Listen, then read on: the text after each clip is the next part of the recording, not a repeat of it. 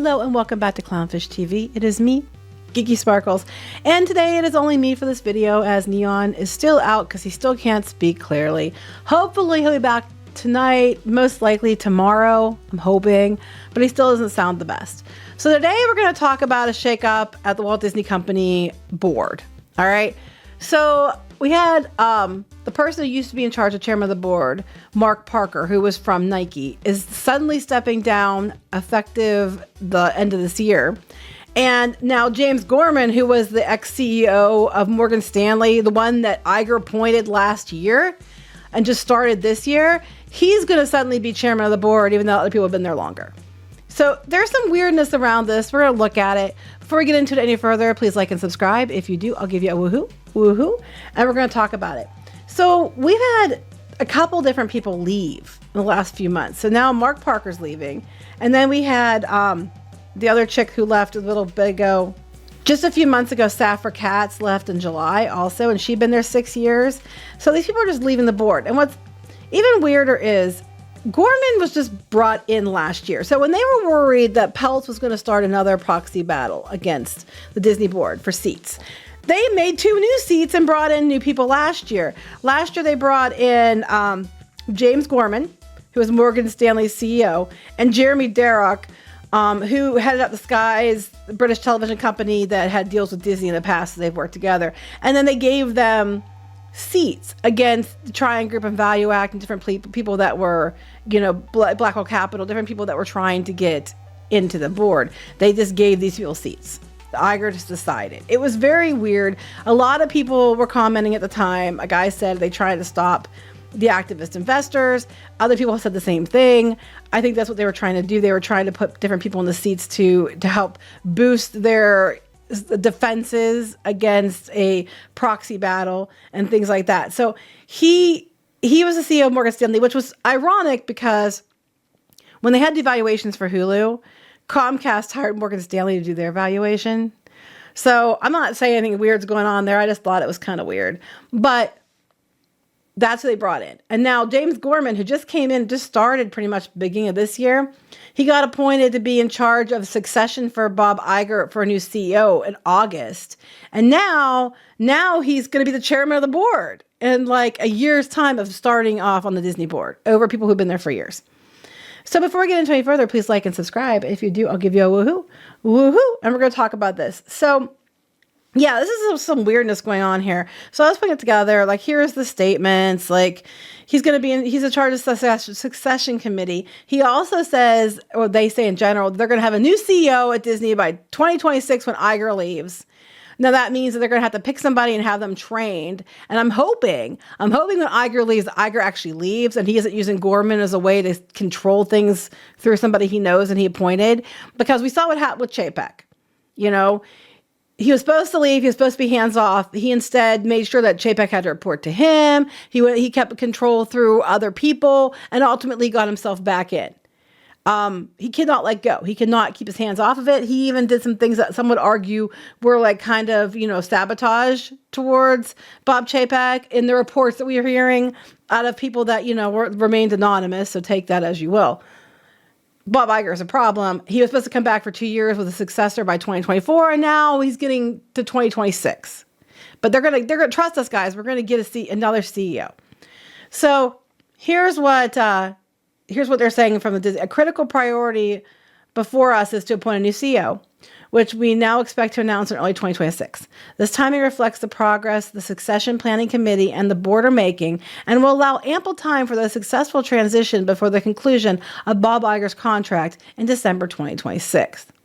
So Mark Parker, who's leaving, which I'm not saying why he's leaving, he just announced that he was, said this: James Gorman is an esteemed leader who has become an invaluable voice in the Disney board. He's only been there since January. Since joining earlier this year, and I am extremely pleased that he has agreed to assume the role of chairman upon my departure. So Mark's leaving. Gorman just got appointed last year ahead of the proxy war by Iger, and he is taking a seat, started the board this year, ends up being in charge of succession, and now he's chairman within a year. It's a little weird. I'm just saying, drawing on this vast experience, James is expertly guiding the extensive search process for a new CEO, which remains a top priority for the board. As I prepare to leave the board to focus on other areas of my work, I am proud of Disney's renewed position of strength and excited for the company's future. Well, that makes one of us. And I want to thank my fellow directors, Bob Iger and his exemplary management team for running the company into the ground. I mean, that's me. For their continued strong leadership and dedication while they run the company into the ground. Iger, of course, has to have attention. Here's his statement. The Disney board has benefited tremendously from James Gorman's expertise and guidance when he's only been there for a few months. And we are lucky to have him as our next chairman, particularly as the board continues to move forward with the succession process. And he's probably friends with Bob Iger. I'm extremely grateful to Mark Parker for his many years of board service and leadership, many years he had put in to get chairman position, and now he's suddenly leaving, which have been so valuable to this company and its shareholders, and to me as CEO. It's been so valuable as you as CEO and Mark Parker as chairman of the board that the company has had a massive drop in stock. And they're trying to tout it as a win when it's like 90 some dollars because it's better than 79, but it's nowhere near the 100 and some dollars it was, when Iger came in, or the 120 some it was when they were thinking that Peltz might get a seat on the board. Which brings me to my next point. So when they had the proxy battle, the stock went up like 120 some dollars ahead. And then when it was becoming clear that they were not going to get seats on the board, the stock started to drop. Then it dropped significantly. And they've lost like, $30, $40 before off of what it was. So when it dropped down afterwards, mostly because Peltz and that was selling their shares, I want to point out that Gorman is the one who came in and bought up a bunch of Disney stock when the price dropped. Personally, he went in and bought up a bunch. So Barron's wrote an article about, Gorman so much, he's so much faith in Disney that he's buying up stock. Gorman, who CEO of Morgan Stanley, shows up at the beginning of this year, somehow is put in charge of succession for the CEO, and that probably because then he'll listen to Iger, and then is already going to be the chairman of the board as of next year. But as soon as the proxy war doesn't work out and the stock plummets in price, he didn't buy it when it was up. He waited till the stock plummeted, and then he bought it up. They said... So back in May, when people were made aware of the stock falling, here's what Barron stated. On Wednesday, the day after Disney slump, Gorman paid $2.1 million for 20,000 shares on average of a price of $106.03 each. So he's already in the hole. And now he owns 20,467 Disney shares. So he had 467 before. Now he has 20,000, but he waited, and that was at that point in time. He waited till the price dropped. Significantly. Like, as soon as everybody was made aware that the stock was dropping because Peltz sold off his shares, then he stepped in and bought 20,000 shares, which is a far cry from what other people had. But he waited. I mean, that's a businessman move, obviously. But, why didn't you buy it before the proxy battle? Why didn't you buy it when you came onto the board? And now he's on the board. He owns more shares. He had a seat appointed to him instead of having to fight for one.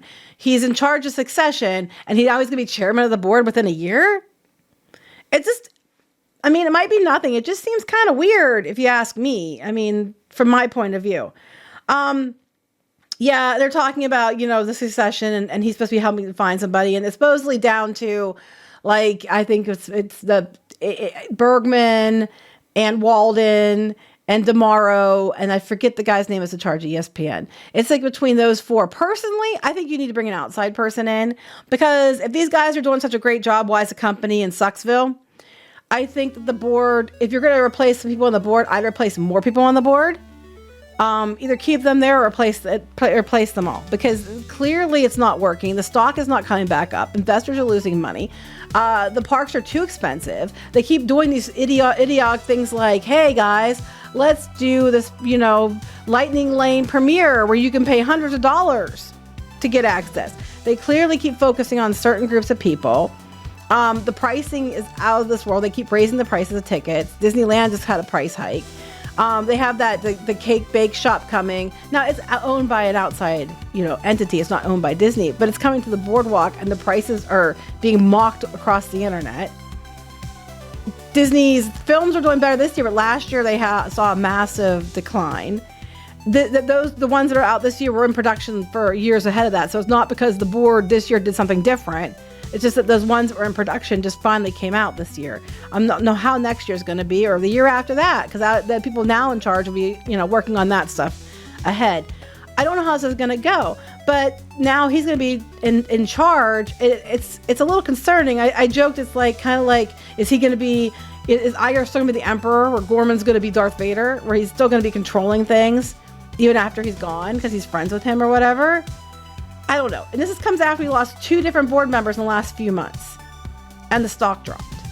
So it's a whole thing. We'll see how it pans out. I just found the timing of a lot of this stuff just seemed a little weird to me. I'm not really sure exactly to what level we're going to see changes or what this means.